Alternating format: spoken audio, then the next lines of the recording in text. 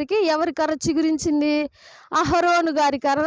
లేవి గోత్రికులు మాత్రమే యాజకత్వం చెయ్యాలి అని చెప్పి నిర్ణయించారు. ఆ తర్వాత మళ్ళీ ఇంకో గొడవ స్టార్ట్ చేశారు ఇజ్రాయేలీలు. అయ్యో! ఓన్లీ లేవీయులు మాత్రమే యాజకత్వం చేస్తే మరి మిగతా గోత్రికులు ఏమవుతారు? మరి మిగతా గోత్రికులు మందిరంలోకి అయితే చనిపోతారు కదా! ఇదంతా బైబిల్‌లో ఉంది. ఒకటో దినవృత్తాంతంలో ఇదంతా రాసుంది. మరి మిగతా వాళ్ళు వెళ్ళిపోతే చచ్చిపోతారు కదా! మరి మా సంగతేంది? మా గోత్రికుల సంగతేందంటే అప్పుడు అంటాడు దేవుడు, మీరేం చెయ్యాలి? మీరు కష్టపడాలి. మీరు కష్టపడి మీరు సంపాదించిన సగము తీసుకెళ్ళి లేవీయులకివ్వాలి. లేవీయులు ఏం చేస్తారు? యాజకత్వం చేస్తారు. కాబట్టి మీకు యాజకత్వానికి సంబంధం లేనే లేదు. మందసానికి మీకు సంబంధం లేదు. కానీ మీరు కష్టించి శ్రమించిన దాంట్లో సగం వాళ్ళకిచ్చి వాళ్ళను పోషించే బాధ్యత మిగతా గోత్రికులకు ఉంది అని చెప్తాడు చివరికి. కాబట్టి మనం ఈరోజు తెలుసుకోబోతున్న అంశం ఏంటంటే మందసం.